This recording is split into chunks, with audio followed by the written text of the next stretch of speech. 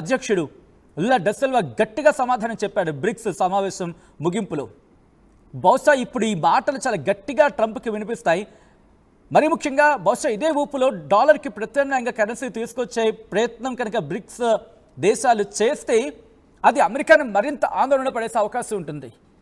అప్పుడు అమెరికా తనకి వచ్చిన ఆ ఒక్క విద్య ఏముంటుంది, ఇంకా ఆ కుతంత్రాలు ఉంటాయి కదా, దేశాల మధ్య ఒక స్థావరంలో ఒక దేశాన్ని స్థావరంలో ఏర్పాటు చేసుకోవడం, అక్కడేమో యుక్రెయిన్ని ఇక్కడేమో పాకిస్తాన్ని, ఇలా ఆయా దేశాల ఆర్థిక బలహీనతని తన చెప్పు చేతుల్లో పెట్టి తన చేతుల్లోకి తీసుకొని ఆ బలహీనతని బలంగా చేసుకొని అక్కడ ఏదో ఒక అలజడిని సృష్టించి అక్కడి నుంచి ఆ ప్రాంతాలకు దగ్గరలో ఉన్న దేశాల మీద యుద్ధాలను చేయడం, అక్కడ వ్యవస్థని పూర్తిగా ఇబ్బందికి గురి చేయడం, ఆర్థిక వ్యవస్థని కుప్పకూల్చేలా చేయడం, ఇదే కదా. బహుశా ఇప్పుడు కనుక బ్రిక్స్ గట్టిగా నిర్ణయం తీసుకుంటే ఆయా దేశాలు ఏషియాలో ఇక్కడ కావచ్చు, యూరోప్లో రష్యా కావచ్చు, ఇవి కనుక కాస్త గట్టిగా చర్యలు తీసుకుంటే ఇటువంటి ఆటలకి బహుశా ఏదో పదం ఉంటుంది కరెక్ట్ గుర్తు రావట్లేదు, కానీ ఇలాంటి చర్యలకి ఒక చెక్మేట్ పడే అవకాశం ఉంటుంది. డాలర్ ప్రత్యామ్నాయం తీసుకొచ్చేయచ్చు దేశాలు, బట్ దానికి కాంక్రీట్గా అడుగులు వేయాలి. కాంక్రీట్గా అడుగులు పడితే కనుక ఆఫ్ కోర్స్ ఈ అగ్రరాజ్యానికి తలకెక్కిన పొగరు గిర్రమని దిగుతుంది. ఈ పొగరుతోనే ప్రపంచాన్ని కుదేలు చేసే ప్రయత్నం చేస్తోంది అగ్రరాజ్యం. ఆ ప్లేస్లో ఎవడు కూర్చున్నా కూడాను. నిజంగా బ్రెజిల్ అధ్యక్షుడు లులా డా సిల్వా చేసిన స్టేట్మెంట్ మీరు ఎలా చూస్తారు? అమెరికా ఆధిపత్యానికి ఎండ్ కార్డు పడబోతోందా? ఎస్ అని ఒకసారి పోస్ట్ చేసే ప్రయత్నం చేయండి. దాంతోపాటు అమెరికా సోకాల్డ్ పెద్దన పాత్ర అవసరమా? ఇంకా ఏకచక్రాధిపత్యం, నేనే రాజుని అన్నట్టుగా ప్రవర్తిస్తున్న ఈ సందర్భాల్లో ఇటువంటి నేపథ్యంలో ఏం జరిగే అవకాశం ఉందని ఆసక్తికరంగా మారింది. మీరేమనుకుంటున్నారని కమెంట్ చేసే ప్రయత్నం చేయండి.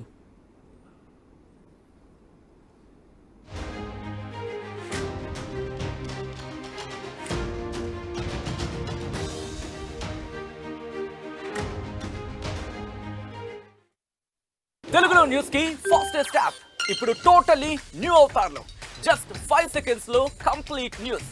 సోషల్ మీడియాలో ట్రెండ్స్ కి one stop solution. Live TV app voice search option తో ఇప్పుడే డౌన్లోడ్ చేయండి లేదా అప్డేట్ అయిపోండి. యాప్ లింక్ డిస్క్రిప్షన్ లో ఉంది.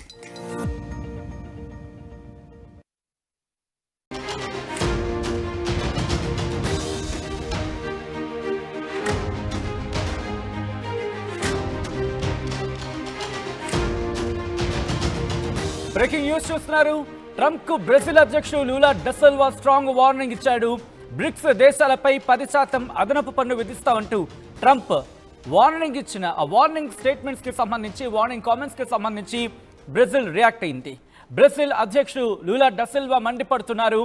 నువ్వేం చక్రవర్తివి కాదు, చక్రవర్తిలా ప్రవర్తించాల్సిన అవసరం లేదు, ప్రపంచం గతంలో లేదు, నువ్వు పన్నులు వేస్తే చూస్తూ ఊరుకోమంటూ కూడా గట్టిగానే వార్నింగ్ ఇచ్చాడు. డాలర్కు ప్రత్యామ్నాయం తప్పదు అంటూ చెప్పుకొచ్చాడు ఇన్ఫాక్ట్ బ్రెజిల్ అధ్యక్షుడు లులా డా సిల్వా. బ్రిక్స్ ముగింపు సమావేశంలోని లులా వార్నింగ్ ఇచ్చాడు. ఈ సమావేశంలో భారత ప్రధాని నరేంద్ర మోదీ కూడా ఉన్నారు. బ్రిక్స్కి వార్నింగ్ ఇచ్చాడు.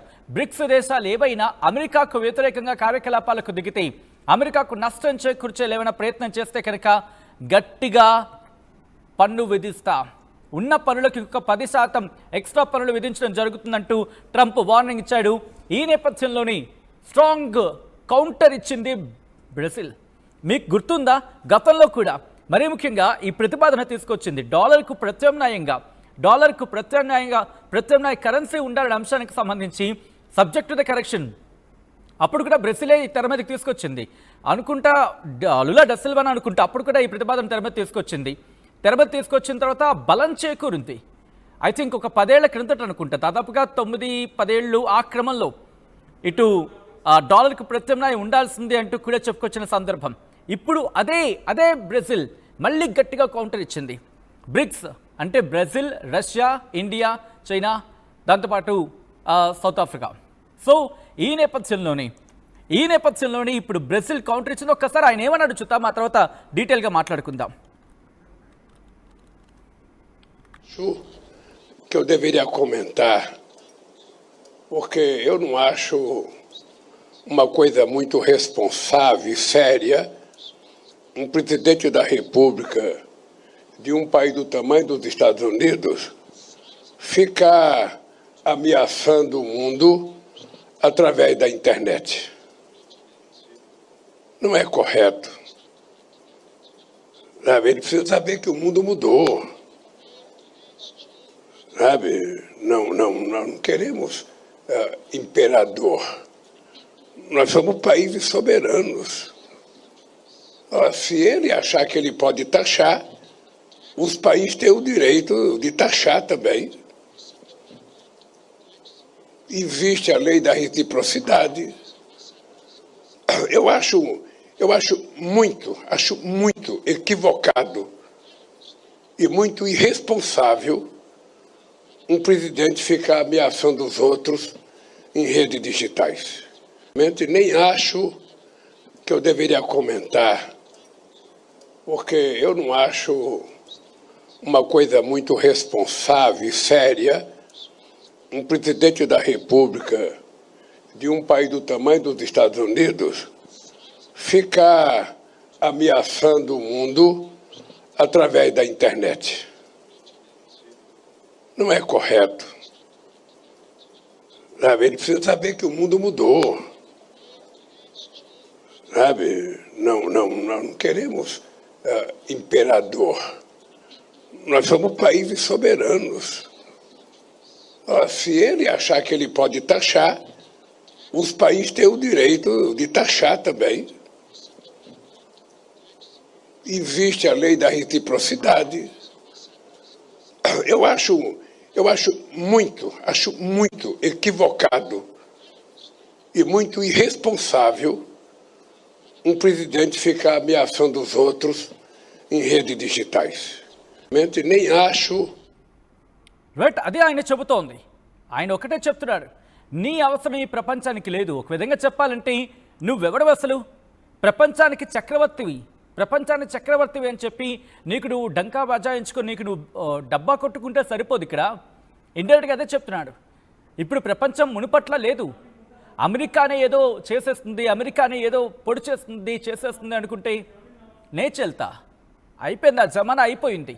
పెట్టెబేడ సర్దుకొని పంపించాల్సిన సమయం సందర్భం దగ్గరకు వచ్చారని అర్థం వచ్చేలా ఆయన మాట్లాడుతున్నాడు. ఇంకా ఏమంటున్నాడు?